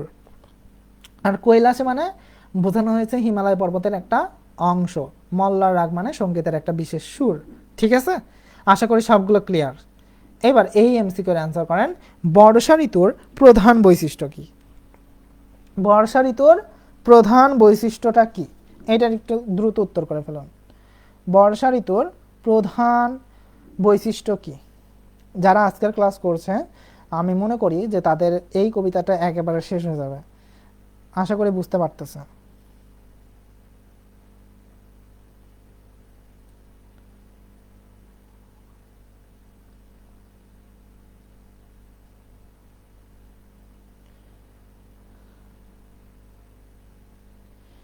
ওকে, ঠিক আছে। 15 নম্বরের অ্যান্সার অনেকেই করে ফেলেছে। বনলতা 15 অ্যান্সার করেছে। ওকে, মিম খাতুন অ্যান্সার করেছিল 14 নম্বর। আচ্ছা, 14 নম্বর অনেক আগেই শেষ। 15 নম্বর অ্যান্সার একটু করেন। বনলতা 15 অ্যান্সার করেছে হচ্ছে 15 খ নম্বর। 15 খ নম্বর বনলতা অ্যান্সার করেছে। আর সবাই মনে হয় ঘুমিয়ে গিয়েছে না? আচ্ছা, শারমিন সুলতানা সুমি অ্যান্সার করেছে 15 বি। এতক্ষণ সময় লাগার তো কথা না। বর্ষা ঋতুতে কি হয়? মেঘ ডাকে, তাই না? তাহলে এইটার অ্যান্সার করার তো মানে হাতের তুড়িতে সবাই অ্যান্সার করবে। ঠিক আছে, মিম খাতুন অ্যান্সার করছে 15 খ। Good good. Miss Tanima answer করছে 15 খ। এই তো এখন সবাই আবার জেগে উঠেছে, সবাই আবার জেগে উঠেছে। হ্যাঁ, আচ্ছা, এরকমই জেগে থাকতে হবে। তাহলে 15 কি উত্তর হবে? 15 খ নম্বর, ঘন ঘন মেঘের গর্জন, ঠিক আছে? যদি পারেন এই যে ব্যাখ্যাগুলো আছে এই ব্যাখ্যাগুলো আপনারা চাইলে আপনাদের খাতায় লিখে রাখতে পারেন অথবা আপনাদের বইয়ের পাশে লিখে রাখতে পারেন। আর এই যে এখানে কিন্তু অনেকগুলো আমাদের হচ্ছে অর্থ দেওয়া আছে, এত অর্থ হয়তো আপনাদের বইতেও দেওয়া নাই, মানে সবগুলো বোঝানো নাই। আপনারা চাইলে বইয়ের পাশে যেগুলো অর্থ নাই সেগুলো একটু লিখে রাখতে পারেন বা খাতায় লিখে রাখতে পারেন, ঠিক আছে? এগুলো কিন্তু পরবর্তীতে কাজে দিবে। ওকে, তাহলে দেখেন প্রথমে আমাদের বলছে দাদুরি। দাদুরি হচ্ছে মাদি ব্যাংকে বোঝানো হয়। হ্যাঁ, মাদি ব্যাংক, ব্যাংকে বোঝানো হচ্ছে দাদুরি। দাদুরি কি? দাদুরি হচ্ছে ব্যাং, ঠিক আছে? কি? ব্যাং। আর শিখিনি, শিখিনি হচ্ছে আমাদের ময়ূরী। ময়ূর চিনি না? ময়ূর, ওই ময়ূরের হচ্ছে যেটা হচ্ছে নারীবাচক রূপ, ময়ূরী। হ্যাঁ, রব অতি মন ভাইয়ে, রব অতি মন ভাইয়ে, ভাইয়ে মানে মন, ভাইয়ে মানে হচ্ছে মনের ভাব জাগে। হ্যাঁ, কিসের জাগে? মনের ভাব জাগে। কিটকুল, কিটকুল মানে পোকামাকড়। কিটকুল মানে কি? পোকামাকড়। রব পুনি, পুনি মানে পুনরায়। ঝংকারে ঝংকারে, ঝংকারে ঝংকারে যেন এই কীটপতঙ্গগুলো কি মনে আনন্দ জগায়, শুনিতে যুবক চিত্ত হর্ষিত ডরে। অর্থাৎ শুনিতে যুবক, যুবক শুনে চিত্ত হর্ষিত মানে অনেক আনন্দিত, হ্যাঁ, হর্ষিত মানে কি আনন্দিত, বা ডরে, ডরে মানে ভয়ে, ডরে মানে কি ভয়ে। ওই যে তুই ডরাসনি মোরে, মাসি পিসিতে মনে হয় এরকম কোনো কথা ছিল মনে হয়, হ্যাঁ আমার মনে নাই, ডরাসনি, হ্যাঁ এই ডরাসনি মানে কি ডরে, ডরে, ডরাসনি এগুলো অর্থ হচ্ছে ভয়ে, ঠিক আছে, মানে ভয় পাসনি, ডরাসনি মানে ভয় পাসনি, ডরে মানে হচ্ছে ভয়ে, ঠিক আছে, হর্ষিত মানে আনন্দিত। দেখেন অনেক কিছু কিন্তু শিখতে পারতেছেন এই কবিতার মাধ্যমে, কিন্তু অনেক শব্দের অর্থ জানতে পারতেছেন। হর্ষিত মানে আনন্দিত, ডরে মানে ভয়ে, দাদুরি মানে মাদি ব্যাং, ঠিক আছে, শিখিনি, শিখিনি মানে হচ্ছে ময়ূরী, ঠিক আছে। তো মাঝে মধ্যে এরকমের বন্ধুদের সাথে মজা করবেন, যাদের এখনো এই কবিতা পড়া হয় নাই তাদেরকে বলবেন এই আমি আজকে না অনেক হর্ষিত, ঠিক আছে। তো তারা শুনেই তো বলবে এই কি ব্রিলিয়েন্ট আসলো রে, হর্ষিত মানেই তো বুঝি না, হর্ষিত মানে কি, হ্যাঁ। তো তখন বলে দিবেন যে যে তোরা তার মানে ঋতুবর্ণন ক্লাসটা করিস নাই, ঠিক আছে, ঋতু বর্ণনাই তো পড়ছি যে হর্ষিত মানে হচ্ছে আনন্দিত, ঠিক আছে। তখন দেখবেন ওদের মধ্যে পড়ার একটা আগ্রহ জাগবে, ঠিক আছে। তাই দেখেন বুঝাইতে চাইছে যে বৃষ্টির সময় ব্যাং, ময়ূরী সহ অনেক কীটের ডাক কানে আসে। দেখবেন গ্রাম অঞ্চলে থাকেন যারা, শহর অঞ্চলে থাকেন যারা, বা আশেপাশে যদি পানি জমে থাকে তাহলে দেখবেন যে এই বর্ষাকালে অনেক রকমের ব্যাং, পোকামাকড় এইসবের কিন্তু ডাক শুনতে পাওয়া যায়। শুনছেন না, সবাই শুনছেন তো তাই না, বর্ষাকালে যে যেখানে পানি জমছে বা হচ্ছে বর্ষার সময় রাতে অনেক দেখবেন যে অনেক পোকামাকড়ের শব্দ শোনা যাচ্ছে, বা ব্যাঙের শব্দ, ব্যাঙ ডাকতেছে, ব্যাঙের শব্দ শোনা যাচ্ছে, হ্যাঁ এরকম ডাক কিন্তু কানে আসে। তখন মানুষের মনে এক প্রকার ভাব জাগে, হ্যাঁ, কখনো নানা রকম কীটের ডাকে যুবক যুবতীর মনে আনন্দ জাগে, আবার কখনো আশঙ্কা আতঙ্ক জাগে মানে ভয় জাগে। মানে এই যুবক যুবতীরা কখনো তারা আনন্দিত হয় এই সকল ডাকে, আবার কখনো তাদের দেখা যায় যে আশঙ্কা আতঙ্ক বা ভয় পায়, ঠিক আছে, তারা কি পায়, ভয় পায়। ওকে,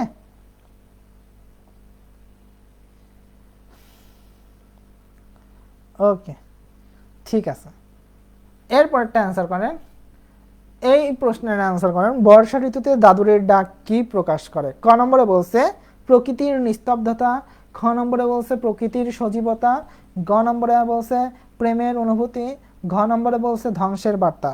আচ্ছা কে কে বর্ষাকালে বলেন তো, কে কে বর্ষাকালে ডাকগুলা শুনছেন, অর্থাৎ ব্যাঙের ডাক বা কোনো কীট পতঙ্গের ডাক কে কে শুনছেন বলেন তো। আমার মনে হয় ভালো করে একটু কান পাতলা পরেই শোনা যায়, ঠিক আছে।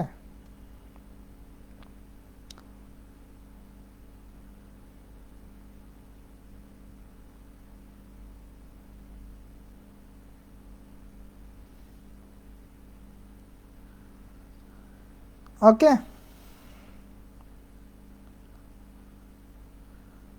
ঠিক আছে, তাহলে এইটার উত্তর করেন, 16 নম্বরের অ্যান্সার করেন যে এইটার উত্তর কি হবে। 16 এর উত্তর করেন দ্রুত।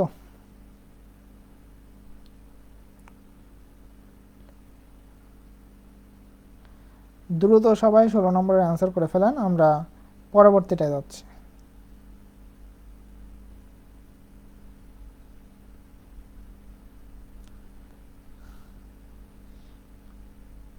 ওকে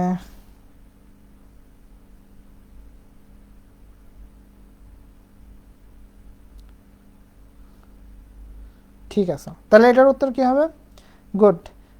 আমাদের এখানে হচ্ছে ওকে তনিমা শুনছে, হ্যাঁ তনিমা ব্যাঙের ডাক শুনছে বর্ষাকালে, গুড। বনলতা বলছে 16 নম্বরের হচ্ছে গ নম্বর হবে। আচ্ছা অনেকের হয়তো বা লাইভটা একটু হয়ে গেছে, আপনারা বের হয়ে আবারও লাইভে ক্লিক করে ঢুকেন, দেখবেন আবার আগের জায়গায় চলে আসবেন। নেট যদি প্রবলেম থেকে থাকে একটু পিছায় যাবে, হ্যাঁ রিওয়াইন্ড হয়ে যায়, মানে আমাদের লাইভটা একটু পিছায় যায়, ঠিক আছে। আপনারা যদি আবার লাইভটাকে একটু বের হয়ে এসে আবার যদি লাইভের উপরে ক্লিক করে ঢোকেন তাহলে দেখবেন আবার ঠিক হয়ে গেছে, ঠিক আছে। ওকে গুড, 16 নম্বরের কোনটা অ্যান্সার হচ্ছে 16 এর গ, হ্যাঁ তাহলে এটার উত্তর হবে হচ্ছে খ নম্বর প্রকৃতির সজীবতা, এটা গ নম্বর না, প্রেমের অনুভূতি না, ঠিক আছে। বর্ষা ঋতুতে দাদুরির ডাক কি প্রকাশ করে, প্রকৃতির সজীবতা, অর্থাৎ বর্ষা ঋতুতে যে ব্যাঙ ডাকতেছে, এই যে ময়ূরীরা ডাকতেছে, কীট পতঙ্গগুলো যে ডাকতেছে, এটা হচ্ছে মূলত প্রকৃতির সজীবতা প্রকাশ করতেছে। ওকে, এরপরে দেখেন আইলো শারদ, অর্থাৎ এই বর্ষাও শেষ, এখন কোন কাল আসলো? শারদ মানে শরৎকাল। শারদ মানে কোন কাল? শরৎকাল। আইলো শারদ ঋতু নির্মল আকাশে, নির্মল আকাশে, হ্যাঁ, যেন আকাশটা অনেক পরিষ্কার নির্মল।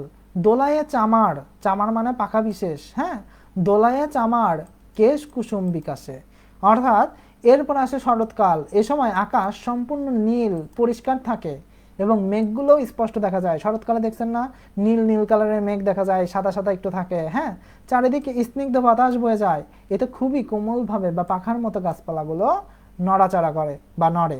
ঠিক আছে, ওকে, তাহলে দেখেন এটার অ্যান্সার করেন, শরৎ ঋতুর আকাশ কেমন হয়? শরৎ ঋতুর আকাশ কেমন হয়? উত্তর করেন, শরৎ ঋতুর আকাশ কেমন হয়? শরৎ ঋতুর আকাশ কেমন হয়?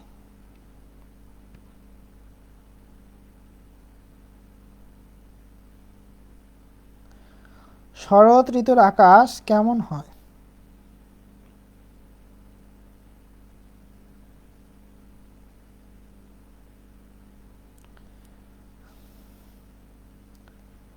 ওকে,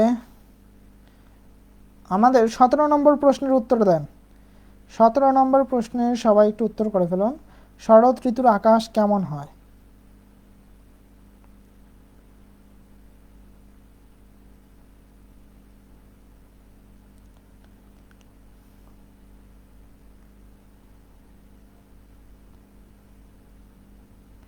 সবাই একটু দ্রুত উত্তর করবেন। ওকে, শরৎ ঋতুর আকাশ কেমন হয়? একটু দ্রুত অ্যান্সার করেন, দ্রুত দ্রুত।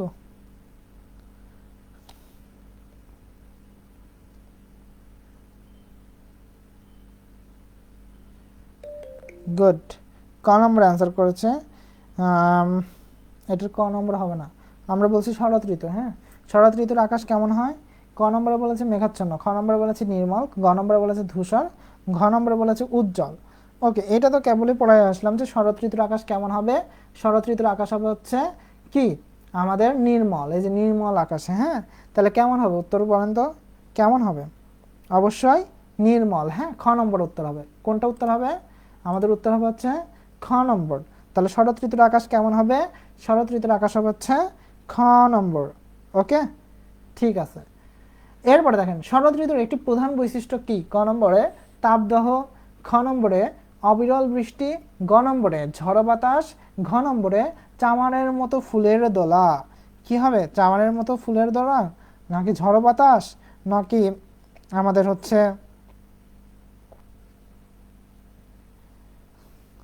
নাকি অবিরল বৃষ্টি, নাকি তাপদাহ?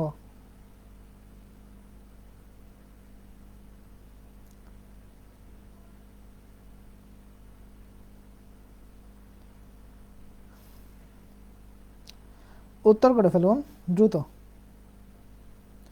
গুড, তাহলে এইটার উত্তর কি হবে? এইটার উত্তর হবে হচ্ছে ঘ নম্বর। ওকে, বনলতা বলেছে 18 ঘ, চামারের মতো ফুলের দলা। গুড, ঘ নম্বর হবে এটার। এটার উত্তর কি হবে? চামারের মতো ফুলের দোলা। ঠিক আছে, 18 নম্বরের উত্তর কি হবে? ঘ নম্বর, চামারের মতো ফুলের দোলা। ঠিক আছে, ওকে। এবার আসেন, দেখেন বলছে নবীন খঞ্জন দেখি বড়হি কৌতুক। হ্যাঁ, নবীন খঞ্জন, খঞ্জন মানে কি? এক জাতীয় চঞ্চল পাখি। বড়হি কৌতুক, উপজিত উপজিত যামিনী দম্পতি মনে সুখ, অর্থাৎ উপজিত মানে হচ্ছে উপস্থিত হয়ে, যামিনী মানে রাত, দম্পতি মনে সুখ। হ্যাঁ, মানে নতুন খঞ্জন মানে নতুন এক জাতীয় চঞ্চল পাখি, হ্যাঁ, দেখতে পাওয়া যায় এই শরৎকালে। উপজিত যামিনী দম্পতি, অর্থাৎ এই যে রাতে এই দম্পতিগুলো উপস্থিত হয়ে অনেক সুখ পায়। হ্যাঁ, যেন এই পাখির কৌতুকময়তায় যেন সে সুখ অনুভব করে। ঠিক আছে, এই যে শরৎকালে এক জাতীয় চঞ্চল পাখি দেখতে পাওয়া যায়।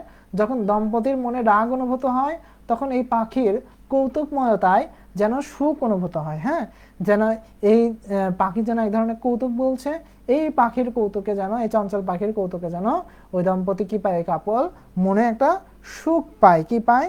সুখ পায়। ঠিক আছে, ওকে। তাহলে 19 নম্বরে অ্যান্সার করেন, খঞ্জনার নাচ শরতে কি বোঝায়? ক নম্বর প্রকৃতির শুষ্কতা, খ নম্বর আনন্দময় প্রকৃতি, গ নম্বর শীতের আগমন, ঘ নম্বর বর্ষার আগমন। এটার উত্তর কি হবে? এইটার উত্তর কি হবে?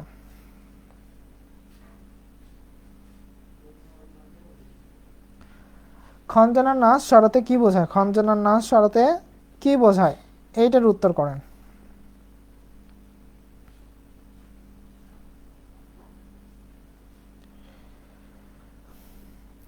প্রকৃতির শুষ্কতা, আনন্দময় প্রকৃতি, শীতের আগমন, বর্ষার প্রস্থান। উত্তর কোনটা হবে? সবাই উত্তর করতে থাকুন।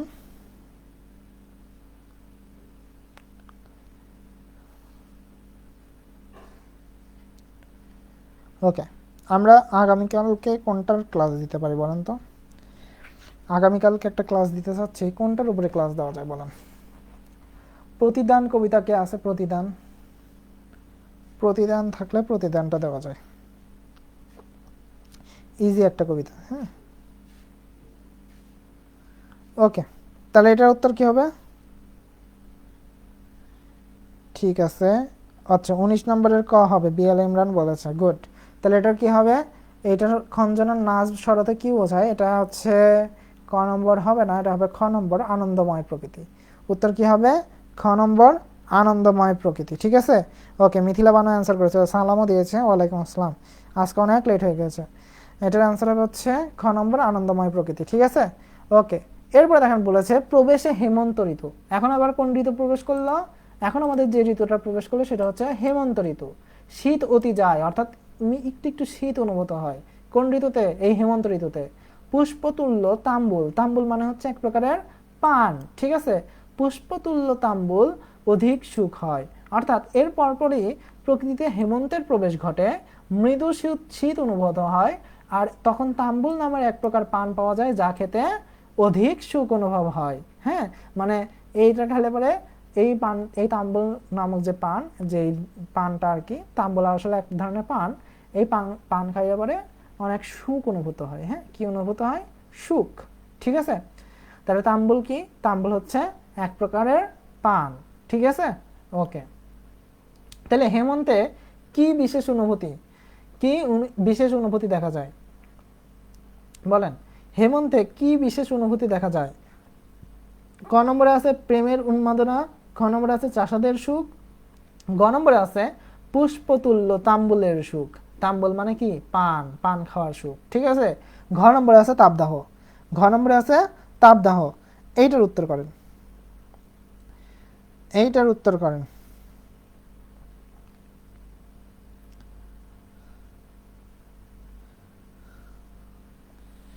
ঠিক আছে, তাহলে হেমন্তে কি বিশেষ অনুভূতি দেখা যায়? ক নম্বরে আছে প্রেমের উন্মাদনা, খ নম্বরে আছে চাষাবাদের সুখ, গ নম্বরে আছে পুষ্পতুল্য তাম্বুলের সুখ, ঘ নম্বরে আছে তাপদাহ। ওকে,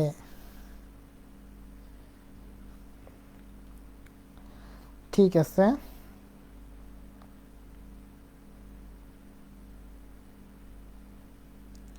তাহলে এটার উত্তর কি হবে?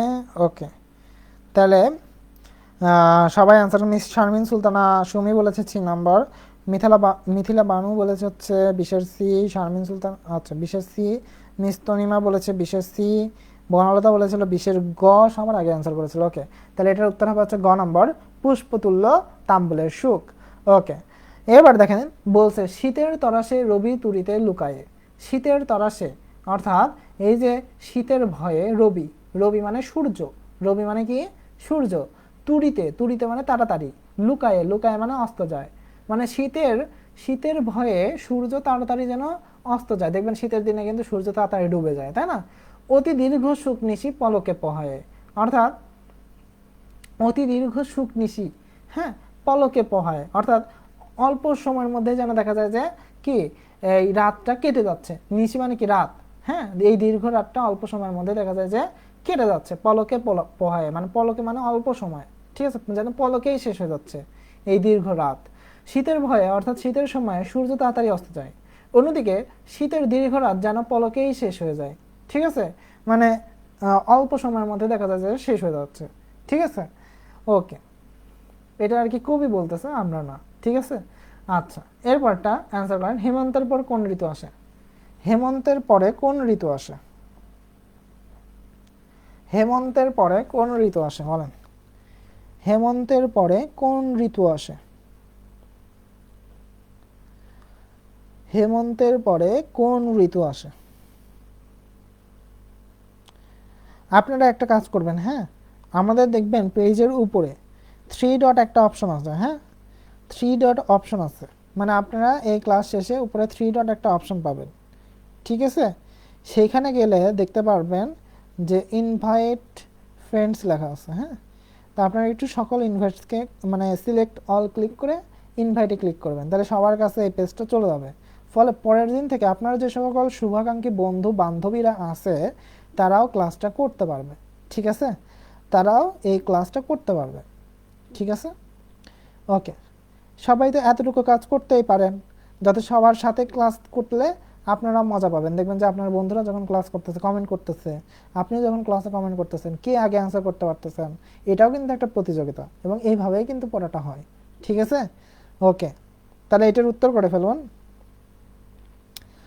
ওকে, ঠিক আছে, তাহলে এটার অ্যান্সার করেছে 21-এর অ্যান্সার করেছে হচ্ছে, হ্যাঁ,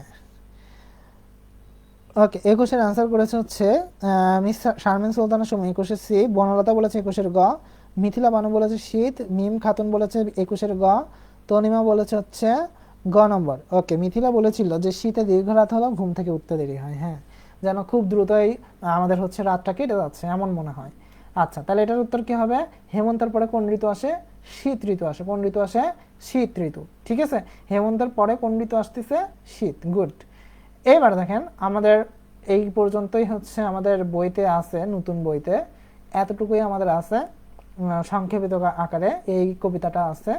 তো আপনারা এইবার একটু পাঠ পরিচিতিটা একটু দেখেন। দেখেন, পাঠ পরিচিতিতে এই লাইনটা আমাদের জন্য খুবই গুরুত্বপূর্ণ, খুবই মানে খুবই গুরুত্বপূর্ণ।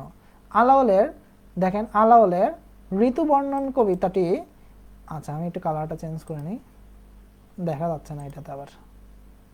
দেখেন, আলাওলের ঋতু বর্ণন কবিতাটি তার বিখ্যাত কাব্যগ্রন্থ পদ্মাবতীর ষট ঋতু, ষট ঋতু মানে ষড় ঋতু, বর্ণন খণ্ডন থেকে সংক্ষেপিত আকারে সংকলিত।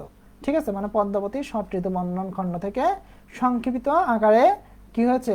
সংকলিত করা হয়েছে। এই ঋতু বর্ণন যে কবিতাটি আমরা পড়লাম সেটা পদ্মাবতী থেকে নেওয়া হয়েছে, হ্যাঁ, পদ্মাবতী কাব্যগ্রন্থ থেকে কিন্তু এই কবিতাটা নেওয়া হয়েছে। প্রকৃতির বিচিত্র রূপ অভিব্যক্ত হয় আবহাওয়া ও ষড় ঋতুর প্রভাবে। বাংলাদেশের প্রাকৃতিক সৌন্দর্যে যুগে যুগে মানুষ হয়েছে মুগ্ধ হয়েছেন সংবেদনশীল কবিগণ। ঋতু বর্ণনা মধ্যযুগের কাব্যের এক স্বাভাবিক রীতি। তাহলে ঋতু বর্ণনা কোন যুগের কাব্যের এক স্বাভাবিক রীতি? প্রশ্ন আসতে পারে কিন্তু কোন যুগের? মধ্যযুগের। এই টাইপের প্রশ্নগুলো কিন্তু বেশি আসে। কোন যুগ? এই টাইপের প্রশ্নগুলো কিন্তু আসে। ঋতু বর্ণনা কোন যুগের কাব্যের এক স্বাভাবিক রীতি? মধ্যযুগের। ঠিক আছে, ওকে। কবি আলাওল এই ঋতু বর্ণনায় প্রকৃতির রূপ বৈচিত্র্যের সাথে মানব মনের সম্পর্ক ও প্রভাব তুলে ধরেছেন। বসন্তের নবীন পত্রপুষ্প, মলয় সমীর ভ্রমর গুঞ্জন ও কোকিলের কুহুতান, মানে কোকিলের যে ডাক, গ্রীষ্মের প্রচণ্ড রৌদ্রতাস ও ছায়ার গুরুত্ব, বর্ষার মেঘ গর্জন, অবিরল বৃষ্টি জলে স্নাত প্রকৃতি, একটানা দাদুরি শিখিনি রব মানে ডাক, হ্যাঁ, রব মানে কি? ডাক, শরতের নির্মল আকাশ, ফুলের চামার দোলা, খঞ্জনার নাচ, শরৎ বিদায়ে হেমন্তে পুষ্পতুল্য তাম্বুলের সুখ এবং শীতের ত্রাসে তুরিত সূর্য ডুবে যাওয়া ইত্যাদি চমৎকারভাবে বর্ণিত হয়েছে এই ঋতু বর্ণন কবিতাটিতে। ষড় ঋতুর বর্ণনার ভেতর দিয়ে কবি বাংলার প্রকৃতির রূপ মাধুরী তুলে ধরেছেন। ষড় ঋতুর বৈচিত্র্য বাংলার নিসর্গ রূপকে যেন সমৃদ্ধ করেছে, তা এ কাব্যাংশ থেকে স্পষ্ট বোঝা যায়। কাব্যাংশ মানে কাব্যের এই অংশ, মানে অল্প একটু অংশ এখানে আমাদের তুলে দেওয়া আছে এই কবিতায়। ঠিক আছে, ওকে, তাহলে এটা অ্যান্সার করেন। আলাওল কোন কাব্য রচনা করেন? ক নম্বরে মহাভারত, খ নম্বরে পদ্মাবতী, গ নম্বরে কুরআন, ঘ নম্বরে ভগ্নেশ্বর। কোন কাব্য রচনা করেন আলাওল?